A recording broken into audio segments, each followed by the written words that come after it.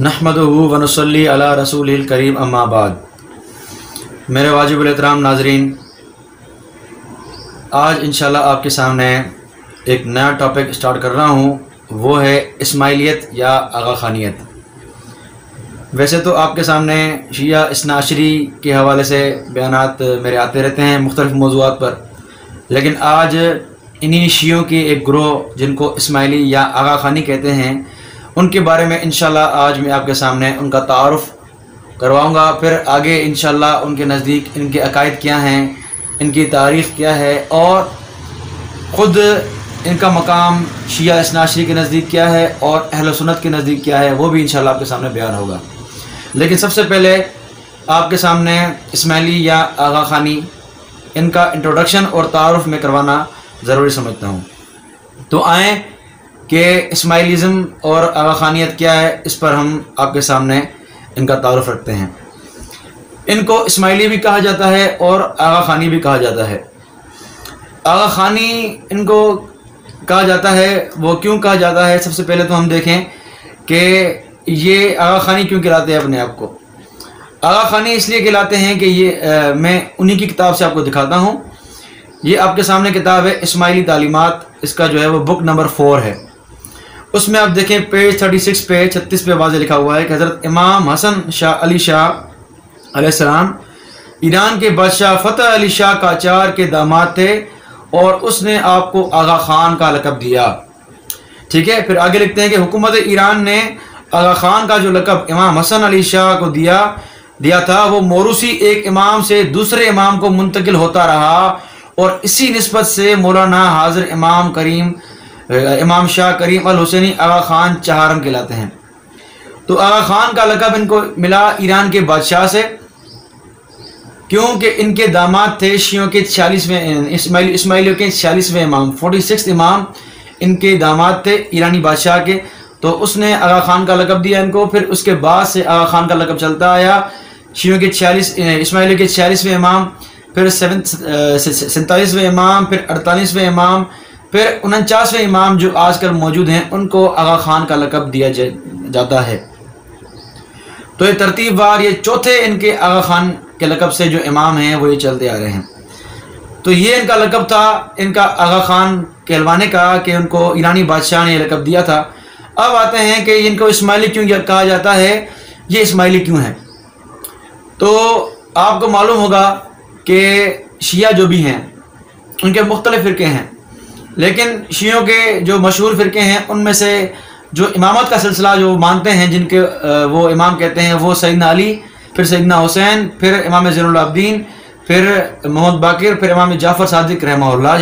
फिर उनके बाद से यहाँ तकसीम होती है इस्ना अशरी और इस्माइलियों की। इमाम जाफ़र सादिक जो इनके इमाम हैं, उनके बड़े बेटों का नाम था इस्माइल। तो इस्माइल को इन इस्माइलियों ने इमाम माना, इसलिए ये इस्माइली कहलाए। और इमाम जाफ़र सादिक रहमहुल्लाह के जो छोटे बेटे थे इमाम मूसा काज़िम, उनको इन इस्नाशरियों और बाकी शियों ने इमाम माना। फिर उनकी औलाद से इनकी इमामत को वो मानते हैं। लेकिन जो इस्माइली शिया हैं, ये इमाम जाफ़र सादिक के बड़े बेटे इस्माइल से इनको इमाम मानना शुरू किया इन्होंने। फिर उनके बेटे मोहम्मद बिन इस्माइल, फिर आगे चल के उनकी नस्ल से ये इमाम मानते आ रहे हैं, इसलिए इनको इस्माइली कहा जाता है। तो ये आप देखें इनकी इस्माइली तालीमात की बुक नंबर 4 पेज नंबर 390 में वाज़ेह ये बात लिखी हुई है कि इमाम जाफ़र सादिक अलैहिस्सलाम के बाद उनके बड़े बेटे हज़रत इमाम इस्माइल को इमाम मानने की वजह से हमें इस्माइली कहा जाता है। और जिन लोगों ने हज़रत इमाम इस्माइल अलैहिस्सलाम के भाई मूसा काज़िम को इमाम माना, वो इस्ना अशरी कहलाते हैं। ये इस्माइली तालीमात से मैंने आपको हवाला दिखाया, जो ख़ुद इन इस्माइलियों की किताब है। उसके बाद आए कि ये इस्माइली जो गुज़रे हैं, इनके फिर इमाम गुज़रे, इनकी हुकूमतें भी आईं, जैसा कि ख़ुद इन्होंने अपनी इस्माइली तालीमात के बुक नंबर 3 में वाज़ेह लिखा है कि हुक्मरान इमाम कौन से गुज़रे हैं। फिर इन्होंने लिखा है कि अफ्रीका और ईरान में इनकी हुकूमतें रही हैं। फ़ातिमी हुकूमत इनकी रही है, जिनके इमाम जो गिनवा रहे हैं, इमाम मेहदी, इमाम कायम, इमाम मंसूर, इमाम मुइज़, इमाम अज़ीज़, इमाम हाकिम बिअमरिल्लाह, इमाम ज़ाहिर, इमाम मुस्तनसिर बिल्लाह, ये इनके फ़ातिमी इमाम हैं। फिर इनके जो ईरान में इमाम थे वो इमाम हादी, इमाम मोतदी, इमाम काहिर, ये इनके ईरान के इमाम जो गुजरे हैं, हुक्मरान इमाम गुजरे हैं। ठीक है, तो इनकी हुकूमतें भी रही हैं। फातिमी हुकूमत जो आपने नाम सुना है, मशहूर नाम है, जिसको सुल्तान सलाहुद्दीन अय्यूबी ने आकर ख़त्म किया था, ये इन्हीं की इस्माइली शियों की हुकूमत थी और इन्हीं से इनका इख्तलाफ फिर आगे चला है। इस्माइली इमाम जो हैं, इनकी हुकूमत जो गुजरी है वो उन्होंने क्या मुसलमानों से ही छीनी है। वो मुसलमानों से ही लड़े हैं, मुसलमान बादशाह के इलाके ही इन्होंने लिए हैं और वहाँ हुकूमत कायम की उन्होंने। जिस तरह ये पहला आप ख़ुद देखें, इनकी बुक इस्माइली तालीमात की बुक नंबर 4, इनके पेज 30 और 31 पे लिखा है कि इब्न होशब और अली बिन फजल पहले मक्का गए, फिर वहाँ से हाजियों के काफ़िले के हमरा यमन गए। यमन जाकर इन्होंने 2 अलग अलग मकामात पर खुफिया तौर पर दावत का काम शुरू किया, जिसमें दोनों को नुमायां कामयाबी हासिल हुई। जब सैयदना इब्न होशब की ताकत बढ़ी तो इन्होंने एक चट्टान पर एक मजबूत किला बनाया और उसको तबलीग का मरकज़ बनाया। फिर एक मजबूत फ़ौज मुनज़्ज़म की और फतूहात का सिलसिला शुरू किया। आपने जो भी इलाका फ़तह करते वहाँ के लोगों को साफ साफ कहते थे कि उनकी इन फतूहात से इनका मकसद उनकी दौलत पर कब्ज़ा करना नहीं बल्कि इस्लाम की तबलीग है, और उनका लूटा हुआ माल भी वापस कर देते। उनका इसका नतीजा ये हुआ कि लोगों ने जोक दर जोक इस्माइली मज़हब कबूल करना शुरू किया। फिर नीचे लिखा है कि सैयदना इब्न होशब ने कुछ अरसा बाद यमन के दारुल हुकूमत सनाआ पर कब्ज़ा कर लिया और यमन के कोने कोने में इस्माइली दाइयों को भेज दिया। इस्माइली मज़हब की तबलीग की। आपकी फ़तेह यमन की बिना पर आपको मंसूरुल यमन भी कहते हैं। यही नहीं बल्कि उन्होंने यमन से इस्माइली दाई मुख्तलिफ ममालिक की तरफ भेजे। देखें, इस हवाले का मकसद ये है कि इन्होंने मुसलमानों से ही हुकूमत कब्ज़ा की हैं। जिस तरह की ये है कि मक्का पर उन्होंने, सना पर, यमन पर कब्ज़ा किया, मक्का पर उन्होंने कब्ज़ा किया और फिर उन्होंने आगे अपने दाई भेजे। फिर आगे आप देखें अगला हवाला देखें, इनका एक बड़ा बंदा गुजरा है, हसन बिन अस-सब्बाह। ये इसने हुकूमत कायम की ईरान में जाके, ईरान का किला था अल-मौत, वहाँ जाके इसने हुकूमत कायम की। तो उसके बारे में क्या कहते हैं, ये इस्माइली तालीमात बुक नंबर 8 वाज़े लिखा हुआ है पेज 85 पर कि जब सल्जुकियों को हसन अल-मौत के किले पर कब्ज़े की खबर मिली तो इन्होंने उनके वहाँ से निकालने की बहुत कोशिशें की और कई बार किले पर हमले किए, लेकिन हर बार उनको नाकामी का मुंह देखना पड़ा। इन हमलों में सल्जुकियों के बहुत से सिपाही मारे गए, हसन को भी काफ़ी नुकसान उठाना पड़ा। आखिरकार कई जंगें करने के बाद सैयदना हसन अपने किलों पर कब्ज़ा बरकरार रखने और इनको मजबूत करने और इस्माइली निज़ारी रियासत की बुनियाद रखने में कामयाब हुए। तो आपने देखा कि हसन बिन अस-सब्बाह की जंग थी मुसलमानों से, किसी काफर से नहीं लड़ी है। इनकी लड़ाई ही मुसलमानों से हुई है। सल्जुकी मुसलमान जिन्होंने जो है वो ईसाइयों की नाको चने चबवाए थे, इनसे इन्होंने जंगें की हैं, इनसे इन्होंने गद्दारियाँ की हैं। तो इनकी जो हिस्ट्री जो है वो इस्लाम से और मुसलमानों से लड़ने में ही रही हैं। जो फातिमी हुकूमत इन्होंने कायम की थी मिस्र में, वो अब्बासियों से ही छीनी थी इन्होंने, किसी यहूदी ईसाई से नहीं छीनी थी इन्होंने, बल्कि अब्बासी खुलफा से ही इन्होंने मिस्र की गवर्नमेंट छीनी थी, जिनको फातिमी हुकूमत कहते हैं। फिर जिनको सलाहुद्दीन अय्यूबी ने आकर ख़त्म की। बहरहाल फिर अगला इनका हवाला देखें ज़रा, इनकी इस्माइली तालीमात का बुक नंबर 6 पेज 42-43 वाज़े लिखा हुआ है, जिस तरह सैयदना हसन बिन सबा ने ईरान के मुताद्दिद किलों को फतह करके वहाँ इस्माइली रियासत कायम की थी, इसी तरह हज़रत इमाम आला मोहम्मद और जलालुद्दीन हसन अलैहिस्सलाम के दौर में सैयदना रशीदुद्दीन सनान ने भी शाम के मुख्तलिफ किलों को फतह करके वहाँ पर इस्माइलियों को पूरी तरह मुनज़्ज़म किया और उनकी हालत को बेहतर बनाया। अब देखें, इनके जो भी हुकूमतें गुजरी हैं, कब्ज़े गुजरे हैं, वो इस्लामी हुकूमतों के ख़िलाफ़ और मुसलमानों से ही छीनी गई इनकी जो है हुकूमतें हैं, कोई अलग से इनकी हुकूमत नहीं है। ठीक है, तो इन्होंने जब भी हुकूमत की है तो इन्होंने मुसलमानों से ही हुकूमत छीनी है, किसी हिंदू, ईसाई या किससे, यहूदी से नहीं। इनके जो इमाम 19वें इमाम 19th इमाम हैं, जिनको इमाम मुस्तनसिर बिल्ला, जो एक फातिमी बादशाह भी थे, उनसे फिर इन इस्माइलियों में आगे इख्तलाफ चला है। एक गिरोह ने इनके इमाम मुस्तनसिर बिल्ला 19वें इमाम के बड़े बेटे निज़ार, उनको इमाम माना, जो निज़ारी और आगा खानी कहलाए, और जिन्होंने मुस्तनसिर बिल्ला के छोटे बेटे मुस्ताली को, जो बादशाह बने थे अपने वालिद के बाद, उनको इमाम माना। फिर आगे चल के वो बोहरी कहलाए। तो यहाँ से फिर इनमें तकसीम हुई है आगा खानी और बोहरियों में। ठीक है, तो ख़ुद आप इनकी बुक से देखें, इस्माइली तालीमात की बुक नंबर 4 उसके पेज नंबर 390 पे वाज़ेह लिखा हुआ है कि हमने हज़रत इमाम मुस्तनसिर बिल्लाह अलैहिस्सलाम को बाद उनके सबसे बड़े फर्जंद इमाम निज़ार अलैहिस्सलाम को इमाम माना, इसलिए हमें निज़ारी कहते हैं।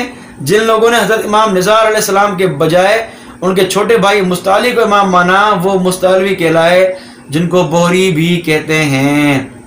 तो ये बोहरी कौन है? ये इन्हीं इस्माइलियों की शाख हैं। इनके इमाम मुस्तनसिर बिल्लाह के से इख्तलाफ चला, फिर आगे ये दो गिरोह में तकसीम हुए, एक आगा खानी और इस्माइली कहलाए, निज़ारी इस्माइली कहलाए, दूसरे मुस्तालवी इस्माइली यानी बोहरी कहलाए। ठीक है, फिर इनका ये नज़रिया है इन इस्माइली आगा खानियों का कि इनका इमाम हाजिर होता है, दुनिया में मौजूद जिंदा होता है, इसलिए जो भी इनके इमाम गुजरे हैं ये इनका इमामत का सिलसिला अभी जारी मानते आते हैं कि उनका बेटा इमाम, फिर उनका बेटा इमाम। जो आजकल इनका इमाम चल रहा है, जिनका जिंदा इमाम होता है, उनको कहते हैं ये हाजिर इमाम। हाजिर इमाम का लक़ब देते हैं इनको। तो इनका हाजिर इमाम जो आजकल चल रहा है वो प्रिंस आगा करीम, इनका हाजिर इमाम जो इनका 49वां इमाम चल रहा है। ठीक है, तो आए थोड़ा सा तारुफ आपके सामने इनका भी कर देते हैं। इस्माइली तालीमात बुक नंबर 1 इनके आप देखें, टॉपिक है मौलाना हाजिर इमाम। उसमें इन्होंने उनकी जो है वो तारुफ उनका लिखा है कि आपका पूरा नाम नूर मौलाना शाह करीम अल हुसैनी है। आप 13 दिसंबर 1936 को स्विट्ज़रलैंड के मशहूर शहर जिनेवा में पैदा हुए। ठीक है, फिर आगे लिखा है कि आपने स्विट्ज़रलैंड के ली रोज़ी स्कूल में तालीम पाई। यहाँ तक तालीम मुकम्मल करने के बाद अमेरिका के हार्वर्ड यूनिवर्सिटी में दाखिल हुए। ठीक है, फिर कहते हैं कि हज़रत इमाम आका सुल्तान मोहम्मद शाह के वफ़ात के बाद उनकी वसीयत के मुताबिक आप जानशीन हुए। आप 11 जुलाई 1957 को तख्त इमामत पर जलवा अफरोज़ हुए और हमारे 49वें इमाम हैं। तो ये मुख्तसर आपके सामने इनके हाजिर इमाम का तारुफ था कि इनकी पैदाइश कहाँ हुई है और इनकी तालीम कहाँ है, और इन्होंने दीनी तालीम अपने दादा के पास हासिल की और अपने दादा की वसीयत के मुताबिक ये इनके 49वें इमाम कहलाए। ये इनके हाजिर इमाम हैं प्रिंस करीम आगा ख़ान, जो आजकल इनकी गोया कि वो ये पूजा करते हैं। तफसील तो इंशाल्लाह मैं आपके सामने बयान करूँगा कि ये इनके जो है वो इमाम के बारे में नज़रियात क्या क्या हैं और ये अपने इमाम को क्या क्या समझते हैं। इनके अकायद की जहाँ हम बात करेंगे तो इंशाल्लाह उनके अकायद में हम तफसील से बात करेंगे। इसके बाद आते हैं कि जिस तरह आपके देखा है कि आम मुसलमानों की मस्जिदें होती हैं, हम मस्जिदों में आके 5 वक्त नमाज़ पढ़ते हैं, अजान होती है, फिर इमाम के पीछे हम नमाज़ पढ़ते हैं। लेकिन इनके यहाँ मस्जिद नहीं है बल्कि होता है जमात खाना। जमात खाना इनके नज़दीक होता है। आपने देखे होंगे मुख्तलिफ़ शहरों में इनके जमात खाने। तो जमात खानों की अहमियत क्या है, ज़रा उनके बारे में हम इन्हीं की किताबों से देखते हैं। इस्माइली तालीमात बुक नंबर 8 किताब नंबर 8 में आप देखें पेज 32 वाज़ेह लिखा हुआ है जमात खाने की बरकतें। जिस जगह हम शिया इमामी इस्माइली इबादत के लिए इकट्ठे होते हैं वो जमात खाना कहलाता है। जमात खाना मौला का घर है जहाँ भी इस्माइली रहते हैं, ख्वाह इनकी तादाद कितनी ही कलील क्यों ना हो, वो जमात खाने का क़याम अपना अव्वलीन फ़र्ज समझते हैं। इस सिलसिले में हज़रत इमाम सुल्तान मोहम्मद शाह सल्लल्लाहु अलैहि ने फरमाया, जिस गांव में जमात खाना ना हो वहाँ जमात खाना बनाओ और वहीं दुआ पढ़ो। ये क्या करते हैं, जमात खाना में आकर नमाज तो नहीं पढ़ते, 3 वक्त ये आकर दुआ पढ़ते हैं और दुआ में फिर वो चंद आयत इनकी हैं, कुरान की आधी आयत पढ़ते हैं, फिर अपने इमाम से दुआ मांगते हैं, अपने इमामों के जो उनके इमाम गुजरे हैं इनके नाम लेकर, इनके नामों की बरकत से, और अपने हाजिर इमाम से दुआएं मांगते हैं। वो इंशाल्लाह फिर इनके अकायद में जब हम बयान करेंगे तो तफसील से बयान करेंगे। तो आजकल जो इनके इमाम हाजिर इमाम चल रहे हैं वो प्रिंस आगा करीम है और उनका नज़रिया है कि ये इनके हाजिर इमाम है और 49वां इमाम है। और इनके लिए इमामत की अहमियत क्या है वो इंशाल्लाह जब बताएंगे तो तफसील से हम बताएंगे कि इमामत इनके लिए क्या है। तो यहाँ तक हमने आपके सामने इस्माइली का तारुफ किया। अब हम अगले पार्ट में इंशाल्लाह आपके सामने इनके नज़दीक इमामत क्या है उसका हम बयान करेंगे।